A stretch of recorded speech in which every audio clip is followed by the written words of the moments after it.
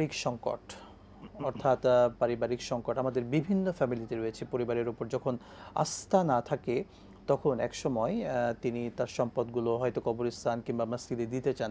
সেই সম্পদগুলো মসজিদ কিংবা কবরস্থান নিতে পারবেন কিনা?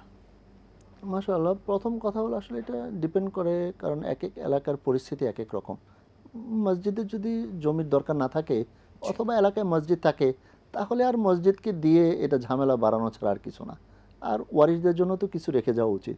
ওয়ারিশ আপনার সাথে যত ঝামেলাই করুক, ওয়ারিশদেরকে গরিব রাখাটা সুন্নাহ না, বরং ওয়ারিশদের জন্য কিছু রেখে যাওয়াটা, এটা কিন্তু নবী আলাইহিস সালামেরই প্রেসক্রিপশন। সুতরাং আমাদের প্রত্যেকেরই উচিত এই বিষয়টি স্মরণে রাখা। হ্যাঁ, কখনো যদি এমন হয় যে না, এলাকায় কোনো মসজিদ নেই, মসজিদ তৈরি হওয়া উচিত, আপনার কোনো জমি আছে, আপনি দিয়ে দিতে চাচ্ছেন, এতে কোনো শরীয়তের বাধা নাই, বরং এটা আপনার সওয়াব হবে। এবং রাসূলুল্লাহ সাল্লাল্লাহু আলাইহি ওয়াসাল্লাম বলেছেন, কেউ যদি আল্লাহর জন্য দুনিয়াতে একটি মসজিদ বানায়, আল্লাহ তাআলা জান্নাতে তার জন্য অনুরূপ আরেকটা জায়গা আছে, আল্লাহ তাআলা জান্নাতে তার জন্য প্রাসাদ নির্মাণ করে দিবেন। তো সেই লক্ষ্যে আমরা আমল করতে পারি। তবে দেখতে হবে আগে মসজিদের প্রয়োজন আছে কিনা।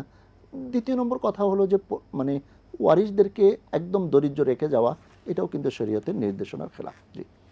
শুকরিয়া শেখ, একজন ব্যক্তি তার কতটুকু সম্পদ তিনি অন্য জায়গায় দিতে পারবেন, দান করে যেতে পারবেন? আসলে এটাও ডিপেন্ড করে, কিন্তু যদি আমরা দেখি যে ওসিয়তের ক্ষেত্রে যেহেতু আল্লাহ রাসূল সাল্লাল্লাহু আলাইহি জি। সাল্লাম 3 ভাগের 1 ভাগ নির্ধারণ করে দিয়েছেন, তো এটাতেই সীমাবদ্ধ থাকা উচিত। এবং নবীজি বলেছেন ওয়াসসুলুসু কাসীর, 3 ভাগের 1 ভাগও বেশি, মানে নবীজি চান নাই যে কেউ এভাবে ওসিয়ত করে যাক। জি। তিনি চেয়েছেন যেন পুরোটাই তার ওয়ারিশদের ভিতরে বন্টন হবে। বাবা বেঁচে থাকতে মেয়েদেরকে, শুধুমাত্র মেয়েদেরকে সব সম্পদ লিখে দিতে পারবেন কিনা? এক্ষেত্রে একটা বড় ইখতিলাফ আছে যে লিখে দিতে পারবেন কিনা। প্রথম কথা হলো যে কোরআন যে বিধান কোরআনে এসেছে, আল্লাহ তাআলা দিয়েছেন, এটার ভিতরে আমাদের জন্য কল্যাণ আছে। আমরা যদি মনে করি যে না, এর চেয়ে অন্য কোথাও কল্যাণ আছে, তাহলে এটা ভুল।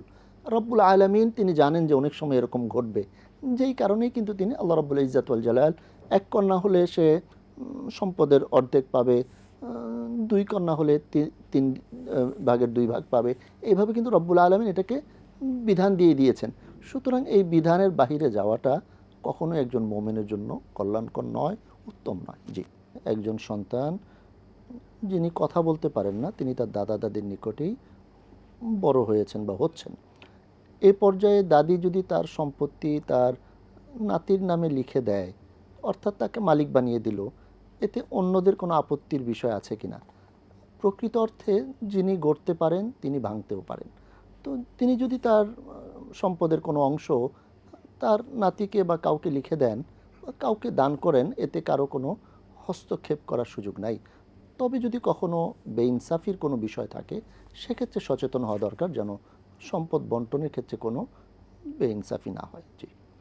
সে কখনো কখনো বাবা কিংবা মা কোনো এক সন্তানকে, 5 সন্তানের ভেতরে এক সন্তানকে কিংবা 2 সন্তানকে সব সম্পদ লিখে দেন বা অনেক বেশি দিয়ে থাকেন। এটা আসলে এটা বৈধ করা হবে কিনা? উচিত না, এটা ইনসাফের খেলাফ, এই কাজ এবং করা যাবে না। পরিবারের ভেতরে একটা দ্বন্দ্ব কিন্তু তৈরি অশান্তি হয়, তৈরি হয়, অশান্তি এটা তৈরি করা হয়। যাবে না। হ্যাঁ।